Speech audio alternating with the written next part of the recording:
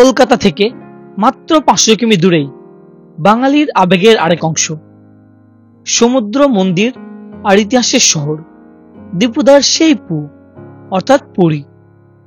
একদিকে বঙ্গোপসাগরের গর্জন, অন্যদিকে শ্রী জগন্নাথ দেবের আশীর্বাদ। তো পকেটে মাত্র 1000 টাকা থাকলে স্বাচ্ছন্দ্যে পুরী থেকে কি ঘুরে আসা সম্ভব? তারই উত্তর খুঁজতে দু বন্ধু মিলে পকেটে 1000 টাকা করে নিয়ে বাড়ি থেকে বেরিয়ে পড়লাম। এক রাত প্রায় 2 দিন ধরে ঘুরে দেখব পুরী। এবারে আমাদের যাত্রা শুরু হচ্ছে কৃষ্ণনগর স্টেশন থেকে। কৃষ্ণনগর সিটি জাংশন থেকে লোকাল ধরে মাত্র 25 টাকার বিনিময়ে প্রায় 100 কিলোমিটার যাত্রা করে আমরা পৌঁছে গেলাম শিয়ালদা।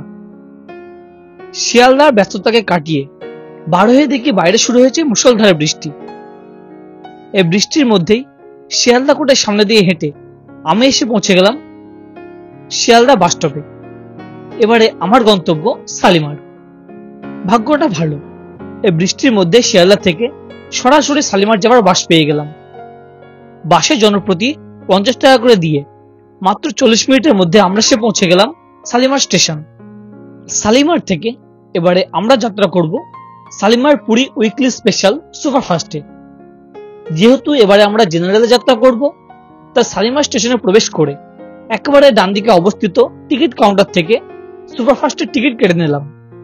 জনপ্রতি ভাড়া 180 টাকা। আমাদের ট্রেন নির্ধারিত সময়ের 25 মিনিট পরে শালিমার স্টেশনের 2 নম্বর প্ল্যাটফর্মে দিল। জেনারেলে ভিড় একটু হবেই, সেই রকম প্রিপারেশন নিয়েই বাড়ি থেকে বার হয়েছিলাম।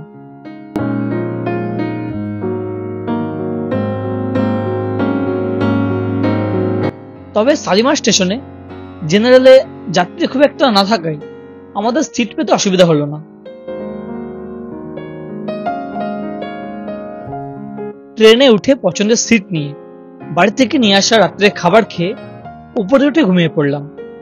আজ রাতে খাস করে করার কিছু নেই, আর পরবর্তীতে জেনারেলে ভিড়ও হতে পারে, তাই ঠিক করলাম অন্তত খড়গপুর অব্দি ঘুমিয়ে নিই। অ্যাকচুয়ালি খড়গপুর থেকে অনেক প্যাসেঞ্জার ওঠেন যেনারা ভুবনেশ্বরে এমসে ডাক্তার দেখাতে যান। আমাদের এবারের ট্রেন 02839 পুরী স্পেশাল, সেটি শালিমার থেকে ছাড়ার পরে শুরুতে সাঁতরাগাছি, তারপরে Kharagpur, Baleshwar, Bhadrak, Jajpur Keonjhar road, Cuttack junction, Bhubaneswar, Khurda road junction, Malatipatpur এবং শেষে পুরী। পুরী পর্যন্ত প্রায় 497 কিলোমিটার পথ অতিক্রম করবে। সারারাত্রি ঘুমিয়ে সকালে যখন ঘুম ভাঙলো, বাইরে তাকিয়ে দেখি আমরা পৌঁছে গেছি ভুবনেশ্বর। তারপর আর কি, ফ্রেশ হয়ে নিচের সিটে এসে বাইরের প্রকৃতিকে দেখতে দেখতে পুরী আসার অপেক্ষা।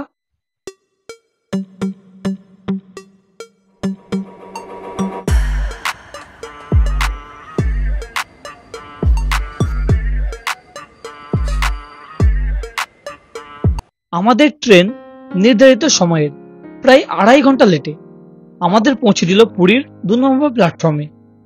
এবার স্টেশন চত্বর থেকে বাইরে বার হয়ে পুরী সি বিচের দিকে যেতে হবে। এবারে আমরা যেহেতু একেবারে বাজেট ট্রিপ করছি, তাই পুরী স্টেশনের বাইরে থেকে আমরা অটোতে না গিয়ে আমরা এবার যাব বাসে। সামনে নন এসি বাস পেয়েছি, বাসে ভিড় একটু আছে, তবে যেহেতু টাকাটা একটু বাঁচাতে হবে তাই ভিড় বাসে উঠে পড়লাম এবং মাত্র 15 টাকা বিনিময়ে আমরা পৌঁছে গেলাম স্বর্গদ্বার।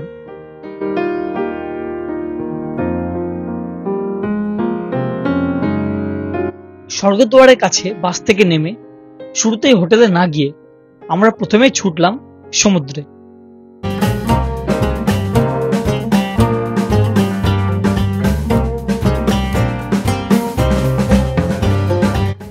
এখন সকাল 10:30, তাই প্রচুর টুরিস্ট ও তীর্থযাত্রীর ঢল নেমেছে সমুদ্র সৈকতে। কেউ বা মনের আনন্দে স্নান করছে, কেউ কেউ বা জল নিয়ে খেলা। আবার আমাদের মতো অনেকেই সমুদ্রের বালুতটে পায়চারি করছে। যাই হোক, সমুদ্রের তট থেকে আমরা এলাম বাঙালি বাজারের কাছে। সকালের নাস্তা করতে হবে। বাঙালি বাজারের একটি স্থানীয় মিষ্টির দোকান থেকে নিয়ে নিলাম পেটাই পরোটা ও রসগোল্লা।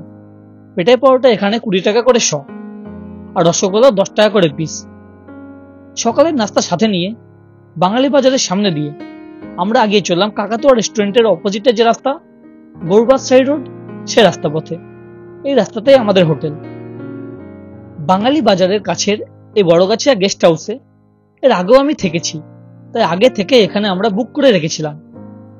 সিঁড়িপথে উপরে উঠে এনাদের একাধিক রুম, তার মধ্যে 12 নম্বর রুমটি আমাদের জন্য বরাদ্দ।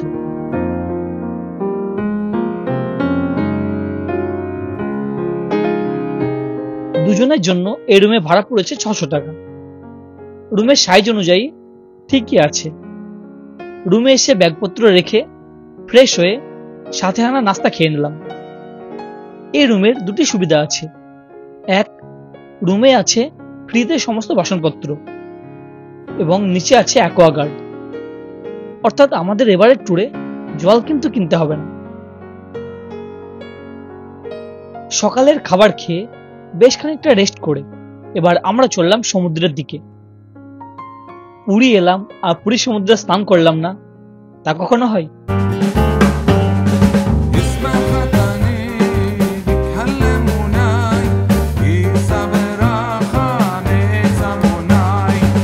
মনের মতো স্নান সেরে রুমে এসে দেখি বৈকাল 3টে।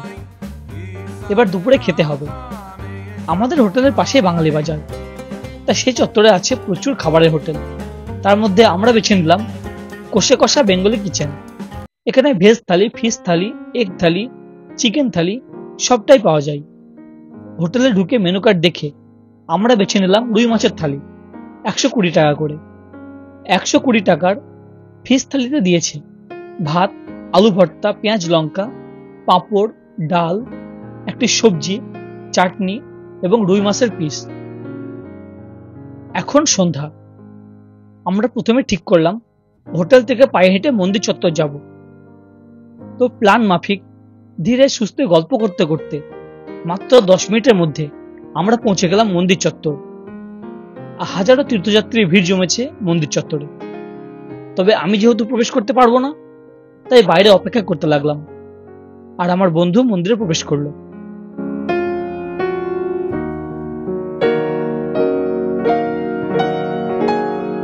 বন্ধু ফেরার পর পায়ে হেঁটেই আমরা চললাম পুরী সমুদ্র সৈকতে।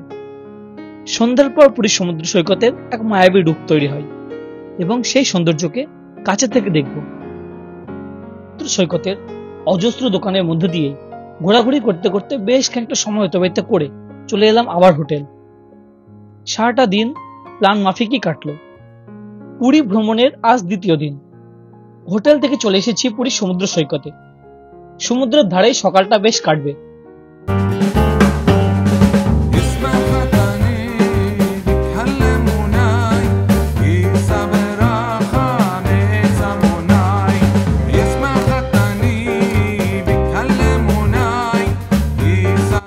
আজ সকালের নাস্তায় আমরা ঠিক করলাম স্থানীয় কোনো খাবার ট্রাই করব। এখন সকাল 9টা।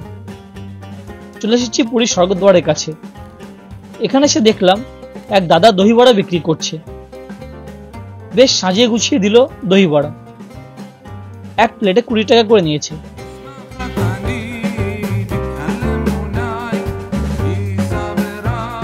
আজ আমাদের ফেরার ট্রেন পুরী থেকে সকাল 10:25 পুরী শালিমার ধাউলি এক্সপ্রেস, যার ভাড়া সেকেন্ড সিটিং এ 195 টাকা। আমাদের আগে থেকে টিকিট রিজার্ভ করা আছে।